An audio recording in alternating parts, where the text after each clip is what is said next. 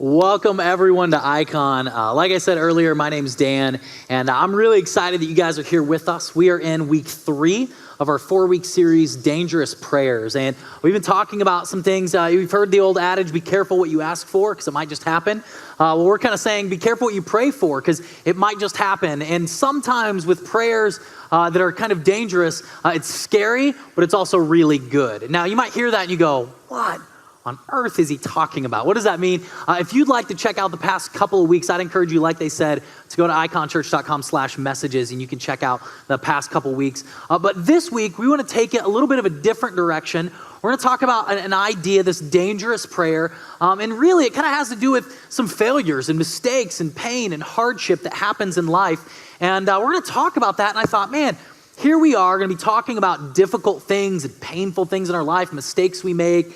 And I figured I should probably lead the way. I should probably go first and talk about some mistakes, because if you've come to church before and you've seen a pastor and they talk like they're perfect and they don't do anything wrong and life is always great, they're liars, because stuff happens to everyone. And I know I've made some pretty big mistakes, and I'm going to talk about some things that even the mistakes that I've made, even like after I've been a pastor, a reverend. So I've got a piece of paper up in my office that says I'm a pastor, so this thing's legit. But I'm going to talk about some mistakes I've made even since that time. Like for instance, one time real early in my ministry, I was 23 years old. I'm new on staff at this church, and I get this great idea, which is where a lot of my problems begin, because I have these great ideas, right? I love new, exciting, I love to take risks. And I went to my pastor, I went to my boss, and I said, hey, I've got this idea of this thing that we can do to help reach people in our community, and it's gonna be awesome and exciting, it's gonna be great. And it was, but we lost a little bit of money in the process. You see, we were gonna sell ticket sales to this thing, and it cost money up front, so we put money into it. Didn't get exactly all of it back, and I lost $60,000. Yeah, how's that, you know? And so I had to go to my boss and be like, hey, the thing at the place with the lost a little bit of money, and I was 23 years old, just terrified. It was one of the biggest mistakes I'd made. I mean, it was horrible. Or there was another time where, again, mind you, I'm a pastor, right? And there was this guy that was in my youth group, and I was trying to build a relationship with him, hang out with him, and he was a senior in high school, and so we were hanging out, and we went to this place, and apparently trespassing is a thing, and I actually got arrested with that high schooler. Not like put you in the back of the squad car and scare you, like full on arrested, handcuffs, mug shots, fingerprinted, put into gin pop, arrested. Like I'm talking like actual arrested. In fact, the former high schooler's here. So Jonathan, what's up, man? How's it going? It's pretty crazy, man. Remember that thing you said to the cop where you said you worked at a donut shop? Remember? That was awesome. He actually did work at a donut shop, but he did tell the cop that. You remember how the cop said the thing, he'd have to give you a full body cavity search? That wasn't as funny. But it was, I'm telling you, it was crazy. So we're like locked up, and we have to get let out on our own recognizance, but it's the next morning, so we spend the night in jail and have some really interesting conversations. And I kid you not, like as I'm walking out of the courthouse, because I got out before he did, I come and I see his mom there to pick us up, and she's walking up to me. And I'll never forget the first thing she says. I walk up, and before I even have a chance to lay into the, oh my gosh, I am so sorry, she says, Dan, there is no one else that I would rather have my son get arrested with than you. And I said, thank you, I think. Like, I don't know what to do with that. But that, like, again, talk about failure. I mean, I'm a pastor. It's a kid in my youth group, and now he has a rap sheet. You know, like, this is not like, I'm not moving in the right direction. Like, I have some pretty big failures. There was another time, I had a few run-ins with the cops at various times, and this is later on, and now there's 30 students at this thing, and we planned this big capture the flag event at this public park, and I made sure it was legal, right? Like, I made sure everything was good, and we're all done, and so we're leaving the park, and there's one van in front, and it kind of goes on, and then this cop pulls in behind us as we're leaving the park and pulls us over. And I even text the other van to come back and we're gonna be above board and we're gonna see what he needs. And so I start talking to the officer and he says, do you realize that this park has a curfew? And I said, what? And he told me that the park curfew was 10 o'clock. And I look at our clock and it says 10:10. And I'm thinking, come on, so I do what we all do, when you're talking to a cop. If you have a friend that's a police officer, you're like, hey, do you know Officer so-and-so? You know what I mean? You try everything you can. And for me, the only card I had is, well, I'm a pastor and these students, it is a church event and we called to make sure it was fine. And then he goes, really, I'm a deacon at my church. And I think, thank you, Jesus, right? Hey, I know JC too. We're good, right? We're all good. And I'm like, bless you, brother. I'm going full on pastor mode here, and I'm trying everything. And I'm thinking we're gonna get up. We start talking church and what church he's at and what church I'm on staff. He knows the church I'm on staff at. I'm like, thank you, Lord, right? It's going good. And he goes, so, you're a pastor. I'm like, yeah. You're a Christian, obviously. Oh, definitely, I love Jesus. And he goes, so you understand then why I have to give all 30 of you tickets for curfew violation. And I said, no, clearly I don't. We must know a different Jesus because grace, right? Mercy, help me out here. I am trying. And he goes, because you see that car that's pulling out right there? That was a couple and it was getting a little hot and heavy and they're here past curfew and I've seen them before. So I gave them a ticket. So for integrity's sake, I have to give you one too. And I said, no, you don't, I'll let this slide. I'm sure Jesus will forgive you. You can have a little less integrity right now, And anyway, he writes 30 tickets for curfew violations. One of the students was on probation. And I have to hire a lawyer to represent all 30 tickets and get it, dismissed and get it off everyone's record. Jonathan was there for that one too, it was crazy, right? I have made some pretty serious mistakes. So I think for me, when somebody else makes a mistake, it's easy for me to have a little bit more grace because I remember oh yeah, I got arrested. And I remember that one time we had an intern, and I'm not going to say Daniel's name. We had an intern here at the church. We set up the baptismal over here and he forgot to put the drain plug in it. So we had a pool here on the carpet and we were just going to roll around people in the carpet, I guess, to baptize them. And I could have a little grace because I'm yeah, it'll cost some money to get this cleaned up, but I don't know, 60 grand, I think I win.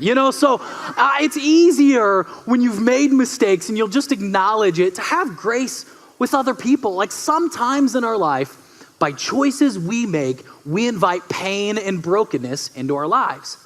But I also know firsthand that sometimes it's by no choice of our own that pain and brokenness enter our lives. I know for me, my wife and I, Kelly, we've experienced the pain of a miscarriage. Where you walk in with all this hope and all this excitement and these dreams and these hopes for your child. As you look at a doctor as their face strains and they have to explain to you that you've lost the child. I've experienced pain like that.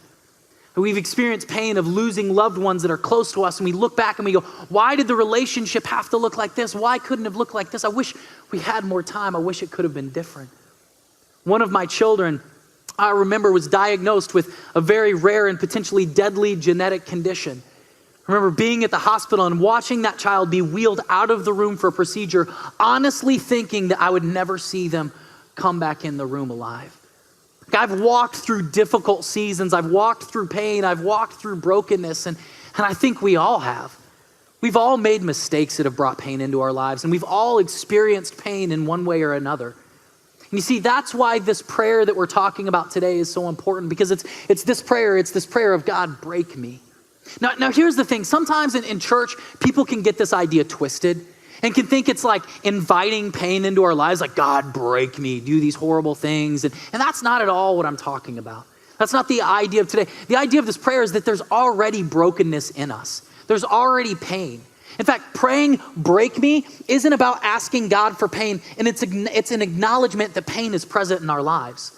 I think all of us could acknowledge, yes, there is pain in this world. There's pain in our lives. In fact, this prayer, it's really what it is. It's an invitation for God to step into those places. God, would you come into those places? Because in an honest moment, every single one of us could admit mistakes. We could all say, yes, I've messed up. I've brought pain into my life. I've brought brokenness. We would all sit here and we could tell each other stories of brokenness that just happens at no fault of our own. the loss of loved ones, the loss of a job, the deterioration of a friendship or a relationship with a family member. There's pain in all of our lives. And what's so interesting is that Jesus, this guy who lived 2,000 years ago, talked about this, and it still has relevance to us today. In fact, one of his very first sermons, one of his most famous sermons, he starts and he talks about brokenness and pain. And it's kind of crazy because you would think like, it's Jesus, so he'd start with like some good stuff but here's what happens. He's going to teach this message. There's all these people around. There's hundreds and hundreds and hundreds of people, and he gathers them together and to preach his very first sermon, and he leads with this. He said, "You're blessed when you're at the end of your rope." And all the people said, "What?" Like what? Like, Jesus, what? You're blessed when you feel like you've lost what is most dear to you. I mean, Jesus isn't exactly leading with the warm and fuzzies here. You're blessed when you're content with just who you are, no more, no less. And for us, we'd sit there and we go, Jesus, you see, you need to know something about preaching sermons. You start with something funny, and then you go into, the more serious. And Jesus is like, no, you're blessed when you're at the end of your rope. The thing that's most important to you when you've lost that, yeah, you're blessed. You see, Jesus flips the script, and he starts with something completely counterintuitive, and you're thinking, Jesus, what are you doing here? Like, what are you getting at? What are you saying? He flips this whole thing upside down. You see, what we hear when we come to church is we hear people say like, oh, we're too blessed to be stressed. Like God is good all the time. God, see, like you guys know, right? Like that's what we're used to. And Jesus is like, no, I'm going to start somewhere else. In fact, in another translation, he says it this way. He said, "Blessed are the poor in spirit, for theirs is the kingdom of heaven. Blessed are those who mourn, for they shall be comforted. Blessed are the meek, for they shall inherit the earth." See, when I look at this, what I'd like to say to Jesus is, Jesus, I'm sorry, you're wrong. Like, because when I'm poor in spirit, when I feel like I've lost everything, I don't feel like I'm inheriting any kind of kingdom. And in fact, sometimes when I'm in mourning, there is no comforting. There aren't people around. Every time you're in mourning, every time are you comforted? Or how about this last one? This one's, blessed are the meek, for they shall inherit the earth. No, they don't. The meek don't inherit the earth. You know what our world says? Our world says might makes right. Like if I have the biggest weapons, if I have the biggest fists, I decide what's right. Like I decide who inherits what, right? But Jesus, what is he doing? The meek inherit the earth? Jesus completely flips the script. And sometimes we miss it. In fact, if you're used to coming to church, if you consider yourself a Christian, it's easy to miss this. Because as soon as he goes into the sermon, you're like, oh yes, the Sermon on the Mount, I love the Beatitudes, and you're like you're ready for it, and you miss the whole thing. And what I want to say is just like, let's slow down for a minute. Like, let's really look at what he's saying. Because to me, when I first look at this doesn't make sense to me. See, and what helps is when we understand this word blessed, in that day and age to Jesus, it had a little different connotation than like everything is going right when. In fact, this word blessed, what this really means is God is on your side. God is on your side. So now with that in mind, let's look back at this. When you're at the end of your rope, God is on your side. Are you at the end of your rope today? God is on your side. Or how about this? God is on your side when you feel like you've lost what is most dear to you. He's on your side. Or when you're content with just who you are, no more, no less, then God is on your side.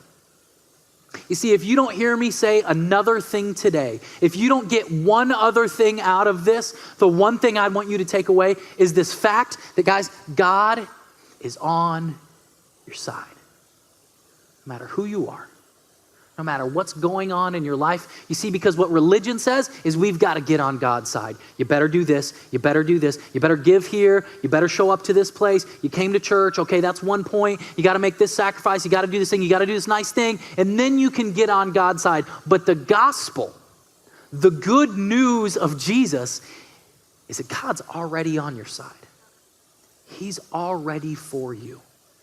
That God is a God of love and he delights and loving you. And Jesus says, when it feels like everything is falling apart, God is on your side. And you see, when we believe this, when we can really begin to grasp this, things begin to change. And we can begin to realize that it's our greatest purpose is often found in our greatest pain. That those painful moments, because you have hit rock bottom and you've pulled yourself up, God has lifted you back up, you know what it's like to be there. When you acknowledge your own mistakes, you can look at somebody who's screwed up and made mistakes and says, man, I've been there. I'm so sorry for what you're walking through. When you've lost someone important to you and you see someone else that's lost someone important to them, some of your greatest purpose can be found in your greatest pain. I love what the 13th century poet said. He said this, he said, the wound is the place where the light enters you. See that wound that you want to cover up, that you want to protect, that you want to hide, that when you come through doors like this, you want to click on church mode and how are you, brother? God bless you. How are you doing, sister? Like, how are you doing? Oh, we're good. Granted, you fought with the wife and kids on the way in. Like, you will shut your mouth. You know, and you walk in, you're like, hey, God bless you. I'm doing great. You know, everything's fine. See, we want to do that. But that wound, that brokenness, that's the place where the light enters us. And I'd like to invite up a friend of mine that's experienced this very same thing, that he can talk to you. In fact, this is a friend of mine that you've heard us talk about. His name's Jesus Prairie.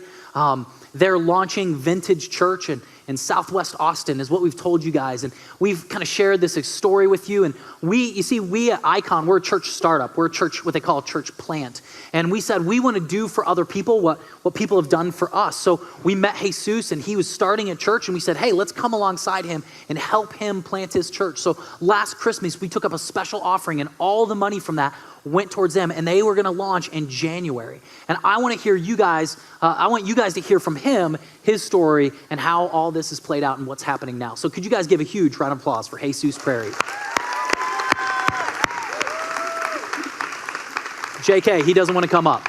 He's like, nope, I'm not coming. No way, Dan. My bad. That wasn't as bad as the 60,000, losing 60. That's right, exactly. Shut it. Or getting arrested, or just keep going, man. There's plenty of them. I can give you more. Well, hey, here's the thing. Jesus and I have been friends for several years now and met him when we first started our church plan. We just connected right away. And when I heard his story and how he was wanting to launch, we said, man, we want to come alongside you. So we made a commitment to give them money and help support them, help them launch. And you heard us talk last Christmas about how they were launching in January. And we were so excited to hear this and to see this all happen. So Jesus, I want to kind of go back a little bit. Take us back to December 2016, you guys are getting ready to launch. It's Christmas season. You guys are launching in January. Kind of walk us through what's happening then. Yeah, so we had just come off an awesome prayer night at Eikon. Getting ready to move into the holiday season. We thought, okay, well, Christmas, we're going to be able to take a break. Everything's going to be good. And then when January comes, we're going to light up the new church plant and go launch Vintage. Little did we know some events would take place. The school that we had planned to launch at, we were in communication with them, trying to finalize logistics and things like that. And right around the 20th, the 21st of December, right before all the schools would go on Christmas break, my wife and I get a phone call that our grandfather had been in a car accident right after church, and in New Mexico. So I'm from New Mexico, and so we get a phone call from my father-in-law saying, hey, you need to make plans to come to New Mexico.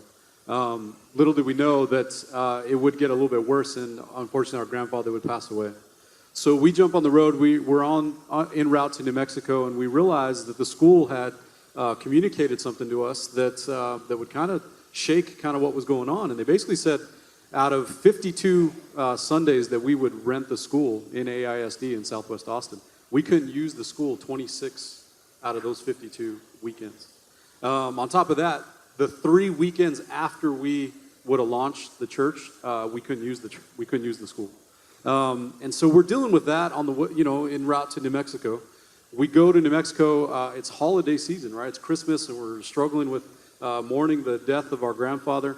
And on the way from the funeral to the burial, my parents and my sister-in-law and my 2 nieces get T-boned in the recession on the way to the burial. And when I drove up to the car accident, my mother was laying in the back seat face down unconscious, and my nieces were on the street along with my dad. My dad was yelling, trying to pry the door open to get to my mom, and he couldn't do it. And long story short was they ended up, all of them ended up being transported to the hospital. On the way to the hospital, my dad starts to have a heart attack. And we get to the emergency room, and we're there in Albuquerque in the emergency room dealing with all this stuff with our family. And I was at the end at this point. Emotionally, I was completely done, realizing that what we had planned with Vintage also was probably not going to happen, and it just put us in a really tough spot to the point where I was probably at the most broken I had been in a long time because we had no idea what was going to be taking place. Man, so in the midst of all of this, you're literally driving in a funeral procession from the funeral house to the burial, your T-bone, and you said your mother also in her past had a serious brain condition, So brain trauma. my mom about 10 years ago had bacterial meningitis that went into her brain. And she was in a coma for about 90 days, and she has a titanium mesh on the left side of her brain. And the doctors always told us that if she fell or she hit something really hard, it could kill her. So I'll be honest with you, when I drove up to the accident, the ambulance and stuff weren't even there yet. I dove through the front windshield that was completely shattered, jumped into the back seat, and I picked my mom up, put her in the back, like flipped her over in the back seat, and I thought she was dead. Wow. I immediately, when I drove up, I literally thought I lost my mom right there at that point. So in that moment, what are you feeling? You get to the hospital, your dad's now had a heart attack, and in the midst of all this, the church is falling apart. Like, how are you processing that? How are you even, like in that moment, what are you even thinking about the church? Not only is the church not looking like it's going to launch, you have a launch team, you have a core of people that have moved here from other states that are excited. We're going to launch in January. We're like announcing like they're launching in January. And no, they're not. You know, like how do you process that? What keeps you? Why didn't you just walk away? Yeah, honestly, it's the people. It's what ends up happening, I think, with brokenness, especially in that season for us, it's gave us even more clarity that we couldn't let our brokenness just stop with us. And what I mean by that is that we couldn't, in the midst of all that, we needed even more to go plant a church because we had Jesus in our lives. Mm-hmm. And if we knew what we were going through and we were at the end of our rope, so to speak, we made it. Mm. What about people that maybe don't have Jesus? Mm. And what it did is it began to fire us up in a point where we said, you know what, it made us love our team that much more. It made us look at through the lens of brokenness and say, we got to go use this brokenness to help somebody else. It gave us the framework to help other people get through theirs. Yeah. And I think that was probably what we decided to lean on. We got back and we told our team, look, we're not doing nothing with Vintage for this next 6 to 8 weeks. All we want you to do is we want you to fall in love with God. And we just all met together and we prayed together and we went through a series together and our heart was just lean into the people that God has put in your life and just love them. Yeah. And we had to do that out of our brokenness. So you're doing that. You're processing what's happening in Southwest Austin, the Circle C area. Where's Vintage at now? What happens next? What's the next steps that lead you to kind of where you're at now? Yeah, what's crazy is that right around January, my birthday is January 6th, we were going to launch January 21st. So emotionally, it was a tough beginning of the year. I remember going to the location that we were going to launch on January 21st and sitting at that school with nobody there, just sitting there for hours, weeping with God. And I remember deciding there, I can't do this. I remember thinking it's done. Like, it's just not going to happen. I'm not cut out for this. I'm not going to be able to do this. It's just not going to happen. And I remember specifically just feeling like I needed to stand up and turn around. And I remember standing up and turning around. And I remember just seeing this beautiful view of the city. And I remember God just pressing on my heart, while you're staring at the building, I'm staring at the city. So then what we ended up doing was I went from a day on January 21st ready to quit to all of a sudden now the finances that Eikon had given us, we designate a portion right out of the gate of anybody who gives. We designate it to community engagement and church planting. And we started calling schools. Audra, we had reached out to Blazer Elementary right before Christmas saying, hey, do you have any needs in your school? Well, during this time, we get an email back from the principal right around that Christmas time, basically saying, hey, we have 4 homeless families in our school that need some help. And they basically said, if we don't do something about it, they're going to be sleeping at the school. And we said, we got to do something about it. Yeah. So we took some of our finances, we took the money that we would have used for launch day and all this, and we just went after it. And we went, well, then little did we know that in the midst of that, God would open the door for Blazer Elementary to end up being the launch location that we're going to launch at here in a couple months. And the principal has basically pretty much handed us the keys to the school, and basically every weekend is available for us. If that doesn't work, she said you can use any other space you need. And I mean, it's been a complete flip on what we were dealing with in January until now. So I mean, the team's growing. We're about 90 days away from preview services, and we're just excited about it. But it's crazy to go from a January wanting to quit to coming to a place like this today and saying we're not stopping. We're just starting. Yeah. You know, and let me tell you, that's what brokenness can do. Yeah. You see, if I just say this, lightly, is that, when my kids, I've been a father now for about 7-8 years, and I am the closest to my kids when they are the most broken. When they are hurting, that's when they're the closest to me. They know that I am their father when they're in pain. And what I've realized in this journey of going through this up and down, brokenness, emotional, just how do you do it? You start to lean in. Now this brokenness has taken a distant God in my life and turned him into a father. Yeah. And I think that's probably been the greatest thing. It's incredible, man. It's so cool. It's been so cool to be up close to Jesus and hear all these things. I mean, to go from a school that's saying you can only have us half the time as a location and not these 3 days immediately after your launch, which FYI in church like startup world, doesn't work. In light of all of this, to be at a school that now the assistant to the principal is now on their launch team, like on the team working with them. They've said, hey, listen, you're already paying for Sundays. You're already renting it. So don't worry about what AISD says. If you need it on the weekdays, if you need it midweek, let us know. We'll open the building up. You can use it for free.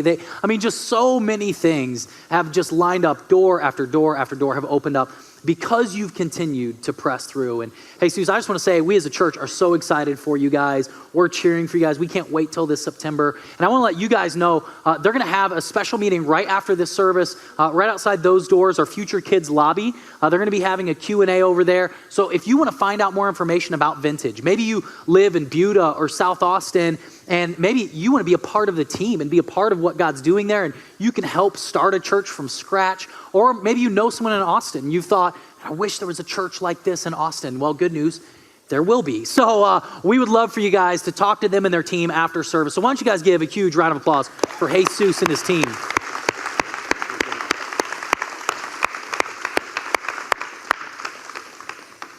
Here's the deal. Here's what I love about Jesus and his team. They walked through one of the deepest, darkest valleys. Lost loved ones. I mean, it looked like technically from the church perspective, everything was falling apart. They had every reason to walk away in the world. And I think all of us would say, yeah, we've been there before. Maybe not with a church plant, but I can relate to that. I can relate to being at rock bottom and going, I don't even know what to do. I don't even have the words to articulate what's going on, and I just feel done.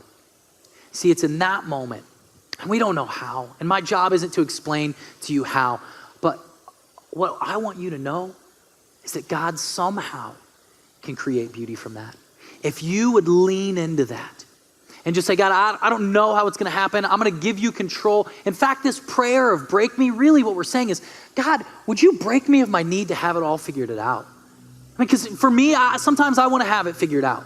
I want to know exactly A, B, C. I want to know, break me of my need to control things. God, would you break me of my desire to hold on to everything? And when we do that, when we realize, God, I don't know what's going on in this world. I don't know what's going on in my life, but I know you're with me. In fact, I know you're for me. I don't get it. I don't understand. I don't have it all worked out. I still have problems with so many things. But God, I choose to believe that you're for me, that you're with me, that in my greatest pain, like Jesus said, you're actually the closest to me. And maybe I've never even acknowledged that. But I'm going to release my need to have it figured out. I'm going to release my need to control it. I'm going to release my need to have my hands on it. I'm going to trust you. And when we can lean into that and look for opportunities for how God is going to use your story to help someone else, In the midst of our greatest pain, sometimes we can find our greatest purpose. See, because God has this uncanny ability to make beauty from ashes.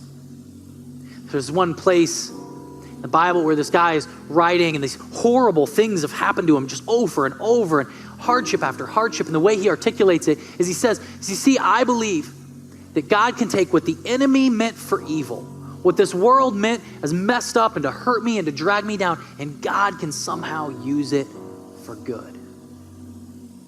And I believe that God wants to do that for you. So are you in pain in this place? Maybe by your own choice, maybe by just life happening. How can you use that to help someone else? See, that is the good news of the gospel. It's not that when you start following Jesus, everything is up and to the right. It's not that coming to church makes life perfect, because it doesn't. The good news is even the broken things, God makes beautiful. So we're going to close with one final song, and it's a song that had a lot of significance to me when I was going through a difficult time. And I want you just to listen to the words and let the words kind of soak in and really process what's being said. My challenge is, could you believe it? Could you believe the words that God can make beauty from ashes? That it's God that makes all things beautiful. Let's pray. God, I thank you so much that you're a God that we don't have to jump through a bunch of hoops to make happy with us. And I thank you that it's not about religion. It's not about doing a bunch of things to please you, that it's sacrificing this or sacrificing that you're on our side. God, I thank you for the people that are walking through difficult seasons, difficult times, have some brokenness in their life. God, I thank you that you're in the midst of that. God, I thank you that somehow you're a God that makes things beautiful. Take the ashes, you take the brokenness.